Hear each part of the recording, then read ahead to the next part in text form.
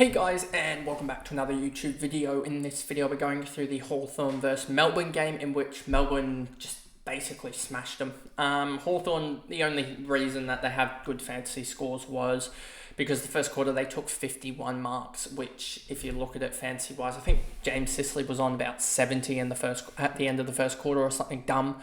Weddle did really well and Scrimshaw did really well in that first quarter, and then you'll see that they just fade out and do nothing. So Sicily again is going to drop massively in price. Sicily's 68 in the first, and then only only 48 in the last three. So yeah, just shows that he really did only stuff in the first quarter, and he's going to now drop, I would expect, probably another 35k to 850k, and so yeah, he will definitely be a pickup because I still think that his break even is going to be like a 120 or 130, so I expect him to still drop potentially another 20k, and yes, he will probably bottom out at about 820k, but so he's still going to be a pickup, I reckon, when they start to get more of their accountable defenders back. But anyway, before we get into this video, remember to like and subscribe, turn the notification bell on so you know when I upload, and let's get into the recap.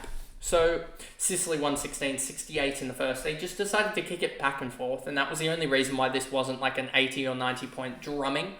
Sicily, massive game for him, a 116, and you can just see 68, 17, 17, 14 splits. Weddle had a 34, 25, 38, and then none in the last quarter. He just did nothing. Surprised about that he did nothing, as he even kicked a goal in the end and got to 97. D'Ambrosio, the role's there. He's a defensive winger, almost half back, so yeah, I'm definitely going to buy into this one next week. 29 break even for a 96. I wish I had gone on him from Caulfield. If I had done that, that would have been a much better move than what I did in the end, and I should have thought about that, but we all make mistakes, I guess. Scrimshaw, 92, he had 44, 21, 13, 14. There's no real need to buy into any of this from him. Didn't even hit his break even, so yeah, not worried. Warple, 89, pretty consistent across the day, and yeah, just one of their better midfielders. Impey, 83, and just nothing in this third quarter, only two, but 23, 32, and 28. So he was pretty consistent outside of that third quarter, where he could have been, if he'd done anything in the third, when it was the Weddle sort of show, he would have obviously pushed up towards that 100. Amon, 81, sort of showing that he is not going to be a good option. I don't think he sort of bottom out at 80 just because D'Ambrosio seems to have stolen the show. And knowing me, I'll trade into D'Ambrosio, and then Amon will be the one that skyrockets. But anyway, so yeah, Amon's just not really there. I think you got to switch it to the likes of Martin now. McDonald, 78, hit his break even, looked really good in the first half, but then faded very, very quickly to get only to a 78. But that is it's about 10 points off top six for the forwards, it looks like. Ward, 78, he looked really good as well, 27, 14, 23, 14. I didn't actually really notice him as much until the last quarter, which is quite ironic because he'd done a lot of his scoring, but it seems like he got a lot of the sort of just kick mark junk that they were getting. 1, 2, 3, 4, 5, 6, 7, 8 marks. It looks like 9 marks in total for him. So yeah, he just got a lot of the junk marks that they were doing. Hardwick, 77, again, just sort of playing an accountable role, and then got the sort of kick marks that they were getting. 1, 2, 3, 4, 5, 6, 7 marked for Hardwick. So yeah, again, just showing that they were just kicking it about. Mackenzie as well, doing a lot of the work around the contest, and I definitely think there is some play for Mackenzie here. 74 though, so it's going to be tough for him to start making cash, and we need him to start making cash quickly if you do want to jump on, but I wouldn't just yet. Newcomb, 68. What a horrible first quarter, basically. That's just what killed him. And if he had a decent first quarter, that looking at an 85, which isn't the worst. But yeah, Newcomb, just for some reason, he's had basically the same amount of disposals in round 1 and round 2 as he did in the Pracky game. So yeah, just one Pracky game killer, basically.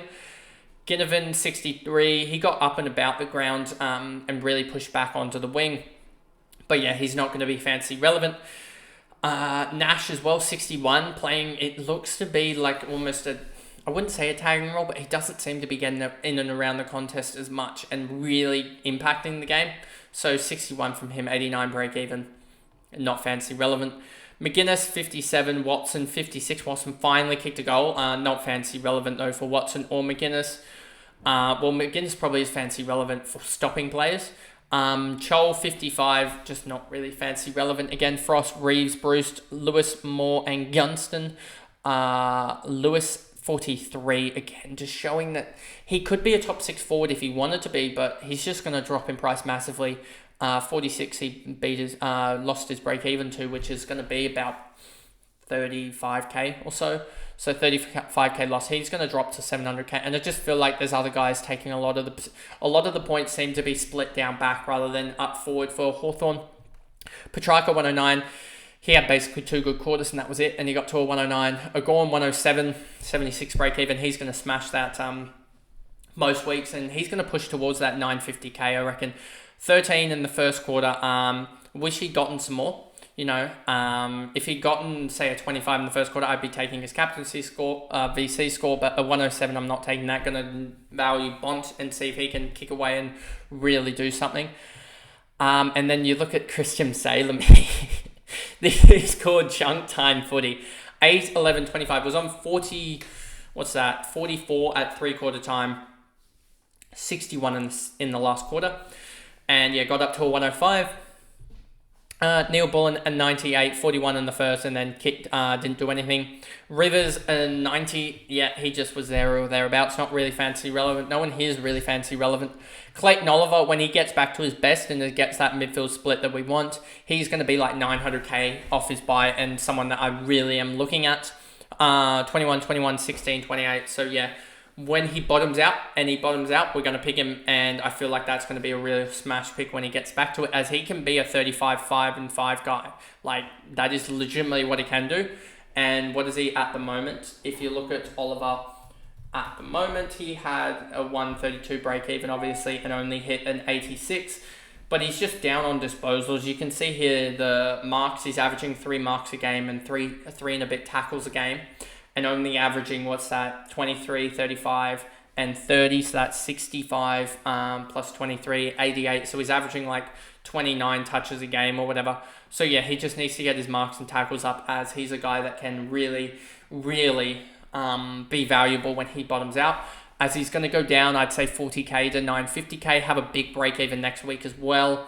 So hopefully he can get his, he can bottom out around that 900k range post buy or something. Langdon 85, Howes 78. He's going to go up massively in cash. Beat his break even by 92, so he's going to go up. I would suggest 92, probably 68, 70k, and 68, 70k gained is going to be 360k. He's going to start firing up price wise. So yeah, really looking at Howes and thinking that's a really good. Whoever doesn't have him are really burning cash here. Piggott, 78 for him.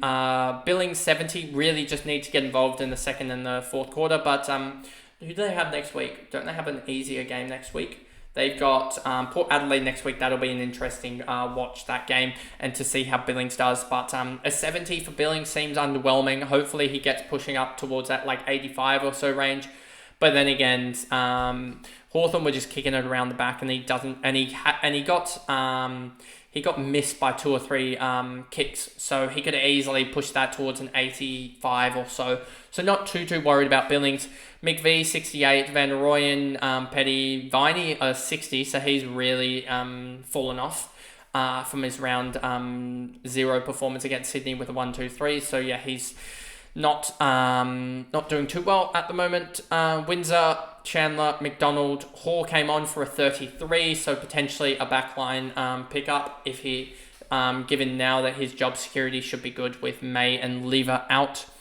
Lever should be out, I'm suspecting, and then Ben Brown a 30 and May a 22. But anyway, that is the video of the Hawthorn versus Melbourne game, and I guess I'll see you guys in the last recap of today, which is the Sydney versus Hawthorn game that had the 7:30 start. So I'll see you guys in that video. Bye guys.